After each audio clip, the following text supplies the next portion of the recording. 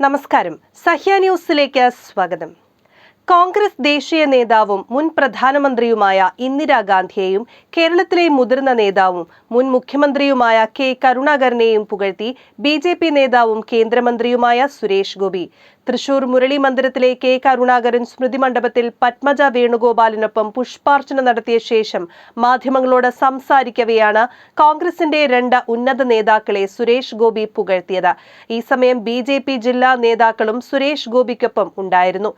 ഇന്ദിരാഗാന്ധിയെ ഭാരതത്തിന്റെ മാതാവായി കാണുന്നത് പോലെയാണ് കേരളത്തിലെ കോൺഗ്രസിന്റെ പിതാവായി കെ കരുണാകരനെ കാണുന്നതെന്നാണ് സുരേഷ് ഗോപി മാധ്യമങ്ങളോട് പറഞ്ഞത്. ധീരനായ ഭരണകർത്താവ് എന്ന നിലയ്ക്ക് കരുണാകരനോട് ആരാധനയുണ്ട്. അതിനാൽ കരുണാകരൻ പ്രതിനിധാനം ചെയ്യുന്ന രാഷ്ട്രീയ കക്ഷിയോടും ഇഷ്ടമാണെന്ന് സുരേഷ് ഗോപി പറഞ്ഞു. രാജ്യം നൽകിയ പദവിയിലിരുന്ന് ഗുരുത്വം നിർവഹിക്കാനാണ് സ്മൃതി മണ്ഡപത്തിലെത്തിയത്. ഭാരതീയതയ്ക്ക് വേണ്ടി നിലകൊള്ളുന്ന ആളെന്ന നിലയിൽ തന്റെ രാഷ്ട്രീയം വ്യക്തമാണ്.